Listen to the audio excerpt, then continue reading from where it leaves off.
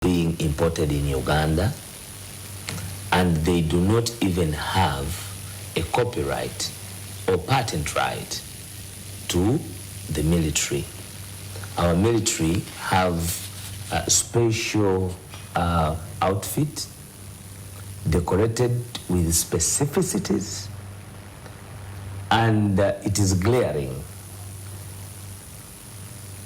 Overalls are not military outfits. Maybe let's be very specific. The color of our overall is red. There is nothing in the military fatigue of Uganda that is color red. There's nothing. You will remind me. There's nothing. There's nothing in our military outfit that is overall. That is why I say that this is all. The Air Force puts on overalls. The Air Force. The Air Force. No. Especially pilots and flight engineers. The engineers. And that's where I was coming. Just like you will go to Total petrol station and you will find them putting on overalls to do the service work. You will go to Chiseka Market. You will go to wherever you will go, because this is outfit that will assist somebody remain intact from wherever the body is covered with the overall, and then they'll go on with their business. Some of them put it on as style, others choose to put it on the way they want to put it on. So even us to discuss style as something that catches the eye of somebody occupying an office that is engulfed with a lot of strictness, but also challenges on having a professional force to get to how people are dressing up in town, something that has been already discussed, elucidated upon, substantively by the society and by all the legal mind, that actually this paraphernalia is not militaristic. However, even if it was, what informs the insignia? Even if there is insignia on these overalls, and insignia that depicts the strips and the pips of the military. No. One, how the umbrella, much of fashion is that? The umbrella is not a fashion. That is one thing. The insignia, the people power emblem is not accustomed to the military. Okay. The beautiful picture of Chagulanyi Robert Centam on some overalls is not accustomed to the military. The naming of people power on those overalls is not accustomed to the military. And these other colors are national colors.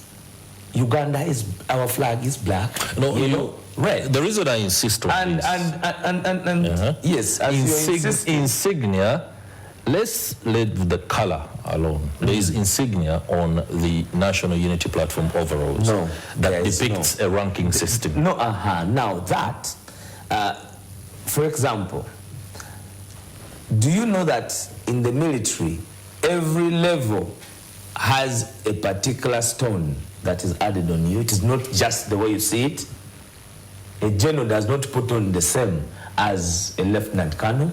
However, are you telling me now where is that? Where is the insignia? That is just colors of the national flag. You can see it is manifested. But even if you went for that other style where people choose to put buttons, some of them even put buttons of Gomeses, others put buttons of different shades of. It is style. And I think it was Winston Churchill or Thomas Jefferson, one of the two, who said that when those in government fight against style of the population, then the center can no longer hold. It is only true that whatever you're seeing now, what is militaristic about our president's dress, it is what pains them. What they suffer from is our ability to organize, our ability to have style, our ability, despite the suffocation, the continuation of this revolution, because it is dictated upon us. You see, a revolution is a dictatorship of the exploited against the exploiters.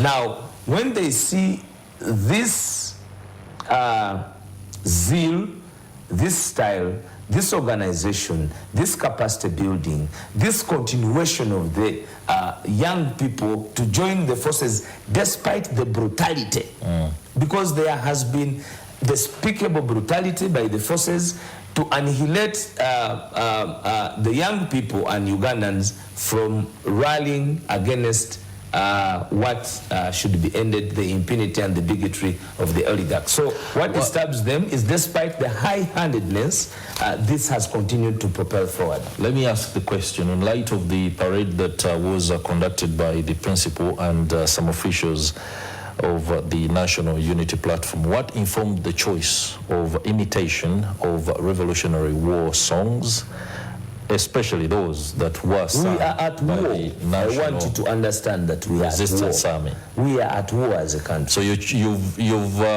what you're stating is that you accept to be a belligerent against the military? No, we are not belligerent against the military. The military serves Ugandans. Yes, we are forces that are liberating our country, because definitely this is the real liberation. There is creative militancy, yes, and imitation of the military. The National Unity Platform has chosen imitation of the military. We are not imitating. No, those are foot soldiers. Those are not army officers. Imitation. Those are foot soldiers. And if it was imitation, they would never. And maybe you're inviting a feel of what the military does. There would never be foot soldiers. No, and in the process, there would be something different. There would never be foot soldiers, and we are alive to that. The reason I'm dwelling on this is that many times the semantics of popular resistance do bring into the line of fire those that see themselves as pseudo-revolutionaries, and including National Unity Platform at around this time. But you have a huge following that might not understand the dynamics at play, including the political science itself. And these are lives of young boys and girls who, as a result of the collective enthusiasm that the National Unity Platform offers, puts them in harm's way or in a direct confrontation with the military that you have a history of, understanding of, that won't act as calmly or restrain itself, and then you choose to do or go ahead with that provocation. What does that speak of the leadership of the National Unity Platform? Julius Caesar, we have all read Julius Caesar, he said that the love of honor must overcome the fear of death. And the notion in that statement is that these people, led by the generation of vision bearer, are on a trajectory of liberation, of the third liberation of themselves as a generation first. But most importantly, they are willing to pay the price. You see, at a time when a system and an oligarch, a dictatorship, is on its pedestal, surrounded with bayonet and guns, truncheons of police, and their existentiality is on the brutality of the citizenry, then it is only a commandment to the citizenry to overcome their fear and spell for honor for the liberation of their country. These young people are faced with the realities of life, and the realities of life are clear: unemployment, isolation, marginalization, among others. And you will not the gun, not the bayonet, will stop them from liberating themselves. We are only chauffeurs, leaders of the revolution. Today I can be dead, another one will come up, because there are ideas that are propelling this discontent against the dictatorship. The desire for one to be free is unequivocal. Jefferson said that the only city that one can be in is a city that is free. And if you decide to oppress people in their own lives without them having their own choice, without choice on anything, be it education, be it employment, be it growth, be it direction of policy. If these people are suffocated, they will definitely rise up no matter the cost. And that is why I started that the love of honor will always overcome the love of fear, just as it was described by Julius Caesar. Is there a conversation within the National Unity Platform to reconsider, not a military conversation, to reconsider the modus operandi in going forward, especially given the realities at stake? The violence that happened yesterday, described by the police as a confrontation between supporters and the security forces, but widely seen, especially by those that captured the videos and the pictures, as an unwarranted high-handedness on the part of the security forces. This must be something that allows for the leadership within the National Unity Platform to rethink about a strategy. Has that conversation happened? Asking us to rethink the strategy is asking us to become militant. Because dialogue more? Because never in our expectations did we think that the criminal regime would descend to fighting us with our own force. Yesterday yourself, you said that it was a cocktail of security operatives.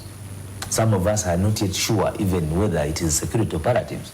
There is a notion, citizens may think that we might even have been attacked by the M23. Because, yes, because these people are hooded. Security operatives are hooded.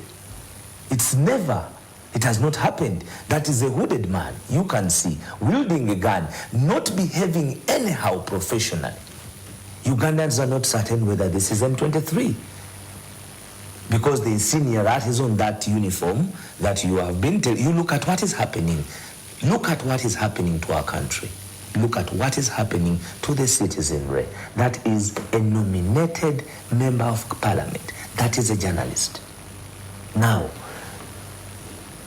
even the high-handedness is not professional. Those are very disturbing images, and the police says they'll be addressing the media shortly they should for an explanation. But let me ask, what happened in the run-up to this particular confrontation? The National Unity Platform was supposed to go on a procession to Kawempe, where the rally was supposed to happen. What was the directive like? Were you guys advised? Was the National Unity Platform advised by security not to do a procession and went ahead with a procession? The advice that they have for us is that we are not supposed, we are not citizens, we don't deserve to participate in anything in this country. Did you ask for directives on how the procession would roll out? This is a program that has been rolled out by the so-called Independent Electoral Commission. You have not had a statement from them. The Electoral Commission will tell you that that is not their business. You see, in the run-up to the 2021 election, Justice Byabakama told the country that he was not aware of what was happening, yet the leading presidential candidate in those campaigns, the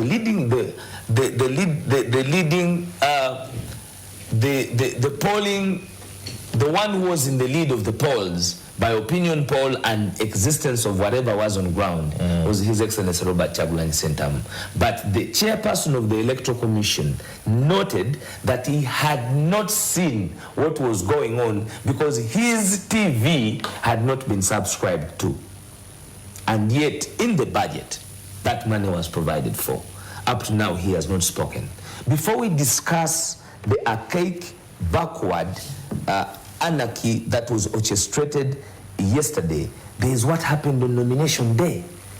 A candidate, Narukola, a lawyer of human rights, an advocate, not militaristic at all. He was donning a checked shirt and a trouser. He was told to leave, stopped from taking his car. He decided to walk home. They stopped him from walking home. He ran for his life to take a boda home. The M23, presupposed, because we don't know who they are, pulled him from the boda down to the ground on the corners. And then he was hit like they were hitting an animal, because even animals can no longer be hit the way human beings. That is Nalkola. By being pulled off by a person like an M23. Because President Kagame told us that they are trained here, and that we have not rebutted. And the CDF tweeted the same, that they have interest with M23. Look, this cannot be a professional force. Having a pride in doing that, torturing, that is a journalist. The country must understand that that's not a politician. We cannot accept our nation to descend to this sheer madness of longevity of a dictatorship. If they want, just like Archbishop Semogele noted, let them take away this democracy. Let people find the real option to take them on. You are asking us whether we have sat and rethought. Our stance on this country is that we want to liberate this country without any shed of blood. And the blood being shed now is on the hands of the junta. It is on the hands of the oligarch. And we have stated firmly, Mwanda, as I speak now, he is abducted. He's a member of parliament. Honorable Nyeko, he's abducted. He's a member of parliament. We have ladies who were butchered by those men in supposedly something like our uniform. So what is the redress strategy right now in light of what happened yesterday? I do acknowledge, and this one I must be very, very candid, I do acknowledge the high-handedness that was meted, especially on the candidate who was duly nominated for the Kawempe North by-election, and that violence coming in there from what appears to be JATT operatives. The journalist who is seen bleeding profusely there is, of course, one that was doing their job. And of course, we continue to condemn the actions of the forces against journalists who are simply doing their job. Earlier, in our point of reflection, I spoke about whether these kind of actions are critical to the key performance indicators of the force and for soldiers as individuals. We do hope that, as promised, the spokesperson of Kampala Metropolitan Police and indeed the Uganda Police Force should be able to give us a statement today and clarify on some of these actions. But the Electoral Commission has spoken, and the Daily Monitor quotes Mr. Julius Muchunguzi, the Commission's spokesperson, as saying that there should be no reason why security forces should unleash violence against duly nominated candidates who are clear to campaign by the Commission. He goes on to say, and is quoted, "What I can tell you is that the Commission would like to see a peaceful atmosphere in the campaign process for the Kawempe by-election, and our candidates and the candidates that were nominated by the Electoral Commission have got the liberty to go to places where they're supposed to be according to the campaign roadmap." If I were to ask for the roadmap provided by the Electoral Commission, especially on processions and the campaign venues for each candidate at one point in time, is there any kind of lack of uniformity or order in who should be where at one point in time, so much so that clashes are likely to occur? There are no clashes. It is just the security forces sat and toppled the democracy and toppled the election. The election is in the hands of security forces. And we are told that being that she's a daughter of Alhaji Moses Chigongo, that is why they will do everything. That is in reference to possible. The NRM candidate, the NRA candidate. They will do everything, whether she's voted, whether she's not, and this is what they are saying in the constituents. They are going to take it by force. Now, these are allowed to do whatever they are doing, and what is very unfortunate, to talk about style, to remind you about style, just in a few minutes or seconds.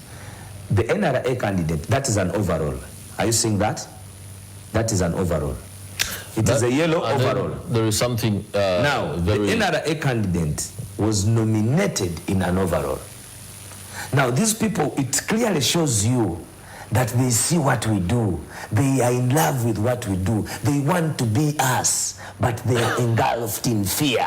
They are living in blackmail of the oligarch, thinking that an 80-year, 40-year misrule will continue in this country, even when they feel the reality. She nominated in an overall, as she was nominating. And for us, we are not supposed, we are being hounded, pounded, just for putting on an overall and a beret. And these people do the same, they copycat us, and then for them they are allowed to do it their own way. And that is very, very unfortunate, and that is what is criminal, and that is what is paradoxical. Have you made that is what is unacceptable. In light of the events last evening and much of the afternoon, have you made a formal complaint, or have you sought redress from the force to explain those actions? Or Chris, the unfortunate part of what I have told the country is that we are not treated as Ugandans. So you don't see the need to even seek even when you redress? do. As I speak now, we have members of parliament that were arrested, taken out of their vehicles, because we are, as a group, that's why I started with the word bigotry. We are isolated. We are seen as outsiders in our own country. And what is painful is that sometimes those who see you as outsiders are actual outsiders.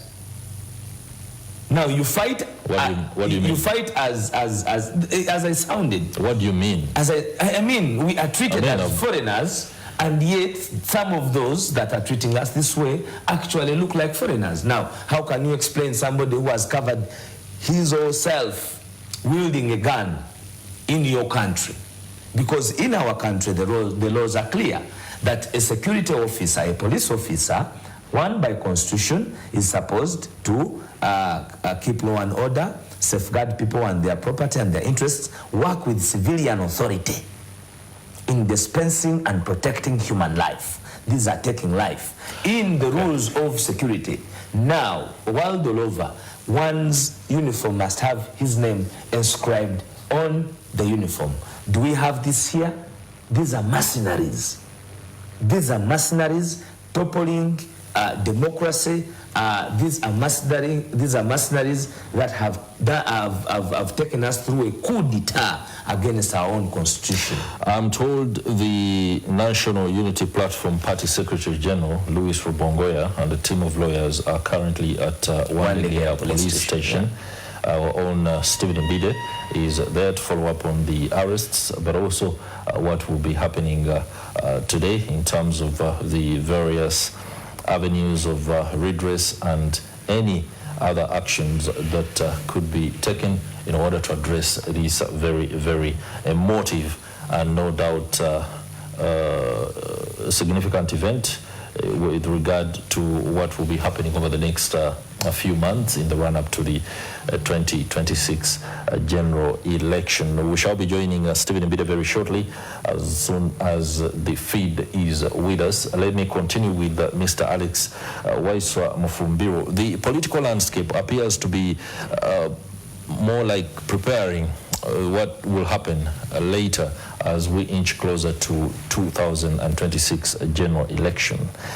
I do not know whether the state of affairs can be reined in by exercising restraint on both parties. One would ask, what kind of restraint do you ask of the National Unity Platform? You have, as leaders, the mandate to first and foremost simply not be seen to, but actually ask that your supporters work within the set roadmaps and directives that are offered by the security forces. The security forces usually are very quick to play the card that the other party has either tried to digress from a directive or two, or simply doesn't want order to reign. And because the authority and the mandate is there, you can anticipate what is going to happen. In light of that, do you think going on in a confrontational manner, one that, of course, is something you also take pride in like most of the speeches that the leaders do give, isn't there the need, especially for the safety of your supporters, to restrain yourselves? First of all, restrain against what? What do we stand for? We stand for democracy. We stand for rule of law. We stand for respect of human life and dignity. Now, for as long as we stand for that, it is very difficult to shift us from our understanding of what we are fighting for. Okay. If you look at the story, Just a moment, let's see. We have a situation there. It appears like our very own Stephen Mbide is being hounded and confronted by the police. Those are very, very disturbing images there happening right now. Let's just go live to... That's a journalist. Stephen Mbide appears to be in trouble as he was preparing to bring us that live report from Wandegea police station, where some of the leaders of the National Unity Platform are currently stationed in light of the arrests of members of parliament as well as leaders of the opposition. Let's follow closely. Wow.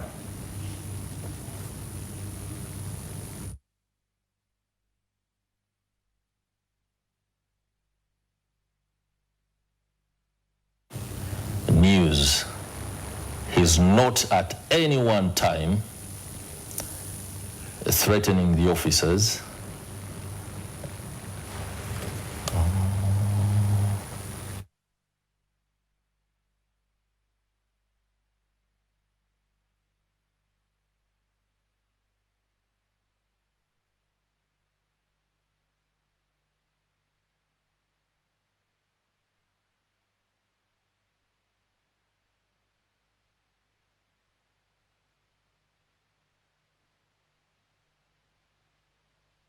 Where the Secretary General of the National Unity Platform, and in fact we saw him earlier, were there or are at Wandegea police station to follow up on the fate of some of those officials and supporters of the National Unity Platform.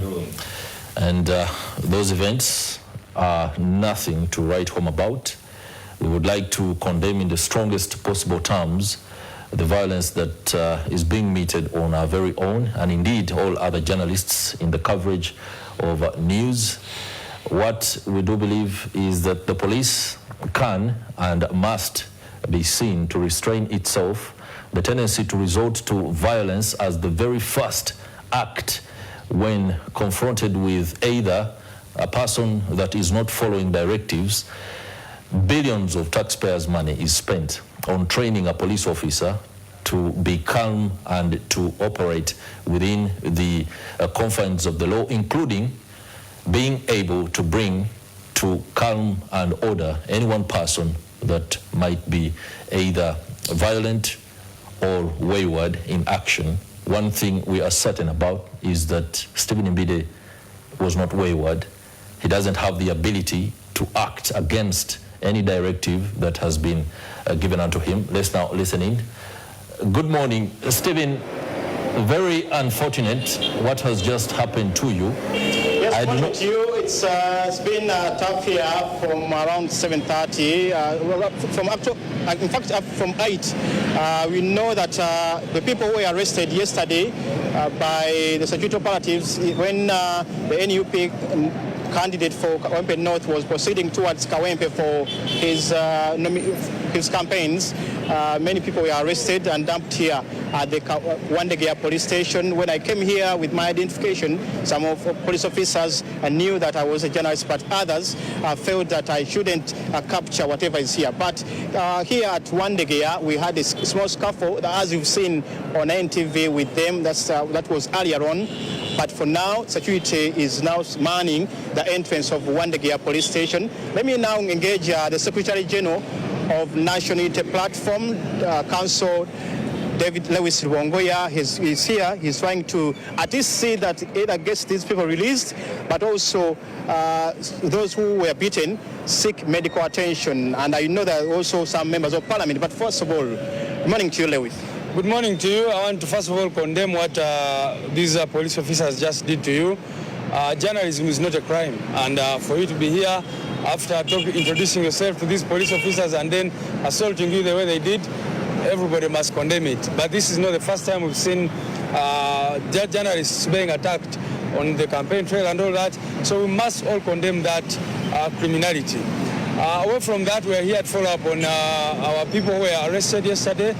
Some were violently assaulted, and they are here. There are 4 women who have been able to see so far, and I'm told there are over 10 men, including 2 members of parliament, Honorable Nyeko Derrick and Honorable Mwada Kunyinji. Those I haven't been able to see, that's why I'm not yet sure of the exact number, but they've told me there are over 10. So we are here to try and see, first of all, what are the charges? Yesterday we were moving peacefully from our headquarters at Kavule, trying to go to the campaign venue. You saw, you people, the journalists, and I saw NTV News showing how the NRM candidate was moving with processions, very peacefully, no one was touching her. But NUP, every time we come out, they say you're doing processions. So you ask yourself, why is it illegal for NUP to have processions, and for NRM and all these who are allied to them, they can carry out processions and do whatever they want to do? So it's unfortunate that the security forces are being used to yet again net out injustice on our people. I was told yesterday some of those people who were beaten were still incarcerated here at that police station. Can you confirm how many were beaten, how many are still inside, especially for the foot soldiers?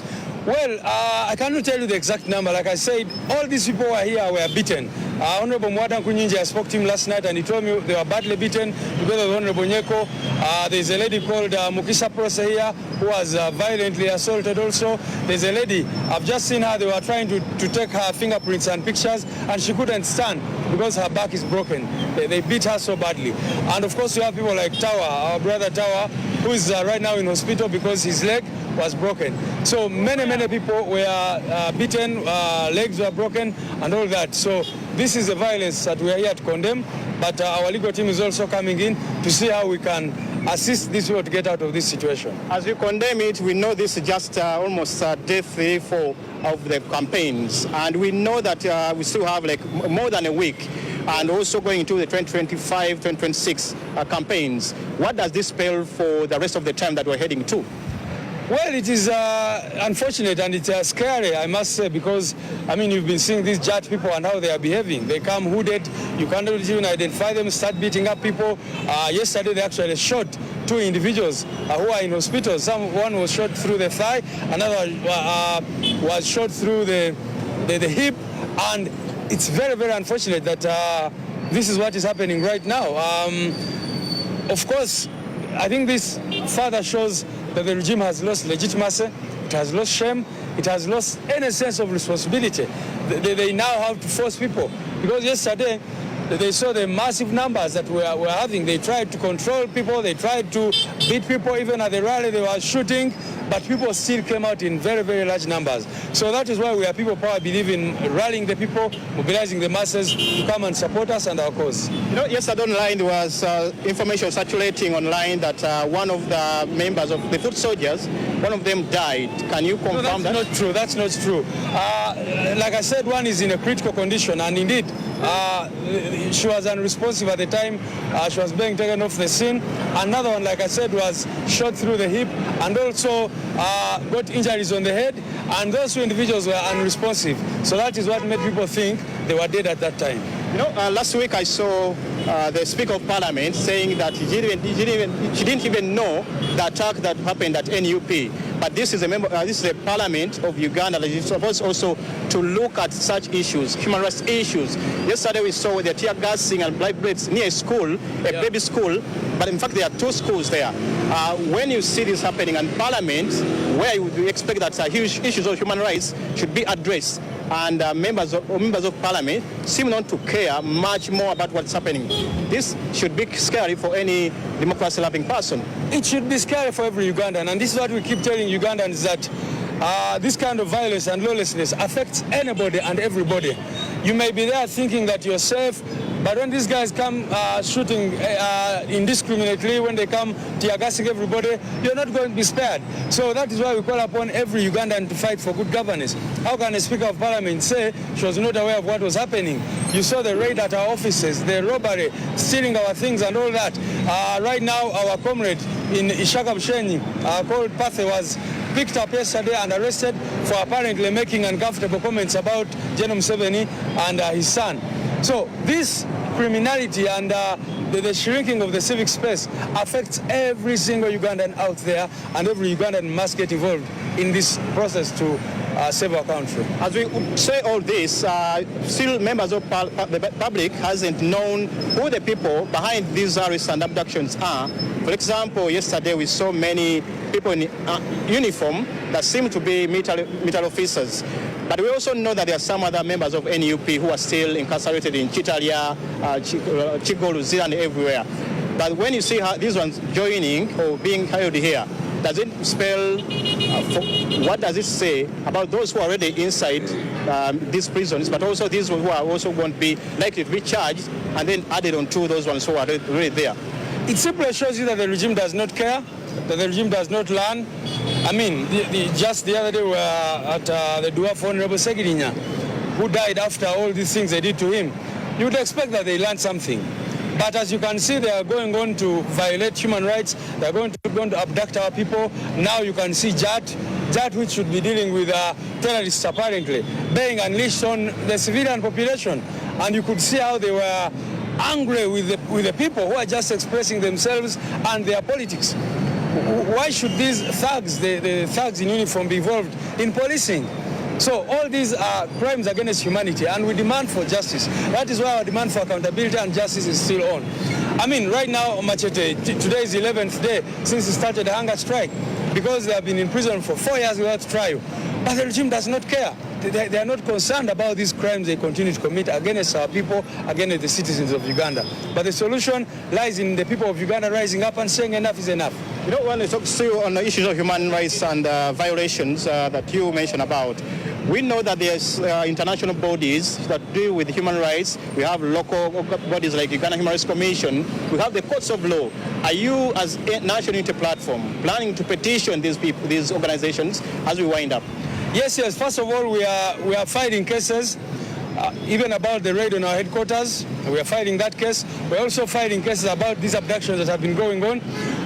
You saw the other day the High Court ruled that Masereka, who was our registrar in Kasese, because we filed that case and waited for over 2 years, there hasn't been judgment until the other week, when the judge clearly agreed that CMI had tortured this young man, although they gave only 30 million shillings as compensation. But because of the problems with our justice system, that is one of the reasons why we go to the ICC, we petition the African Commission on Human and People's Rights and all these international bodies to look into these issues. And I can tell you that one day there will be justice, there will be accountability for crimes against humanity. Thank you so much, David Lewis. I'll let you go and proceed with those issues that you want, the legal concerns, because they want to see that these people are released from prison. I can assure you that the entrance of Wandagya police station, where many of these NUP leaders are detained, there's still heavy police presence. They are trying to man and not let any more people crowd around that place. But also, I should also say I've forgiven you, the police officers who have made me look like this. You have put me down and made me look this shabby this early morning, but I'll forgive you. I know you're acting out of ignorance, but I forgive you for now. I forgive you for now, you police officers. And now I'll hand you back to Chris Igenyi in the studios. Wow, Stephen Mbide speaking to us there. A man who, of course, has a good heart, but leaves my eyes teary over his treatment, and indeed the treatment of many other journalists who, in the conduct of duty, often face so much challenges, including near death. A simple strike of a stone on your head, even if the officer didn't mean that, can end a life, and that would be it. So as humans, and as each of us goes about the conduct of duty, please let us think about the greater human cause. Love must be able to win, and maybe just maybe, Uganda would be a better country. Okay, that brings an end to Morning at NTV. I would be remiss if I don't give you a minute or less to wrap this up, and then maybe allow that you join your colleagues at the Wandiga police station to follow up on some of the arrests and the condition of your supporters there. If they have pounded Stephen Mbide, what do you think they will do to me? If I went there, I mean, this exactly speaks about what we speak about. The high-handedness is informally something that we must interrogate, because Stephen there, he's, first of all, to anybody living in Kampala, to anybody deployed in the city, must know certain people by level of professionalism and human intelligence. But just like what is happening to Stephen, it is what is happening to the citizenry all over the country, in whatever spaces they are, and we call upon the citizenry themselves that this is your duty, this is your job. We all can end this sheer madness of people thinking that they can die in power. Alex Waiswa Mufumbiro, Deputy Spokesperson of the National Unity Platform. People to vote for Many thanks for coming through on Kickstarter this morning. The campaigns will of course continue, and elections will be held as is. You, the voter, the choice is entirely yours. Whoever you see fit for that particular position, and going forward, please cast your ballot. I'm Chris Higenyi on behalf of the team behind the scenes, and indeed my colleague Priscilla Regina Naroga. Again, as I close, let's pray for our police, our security forces, and hope that restraint will be the order of the day.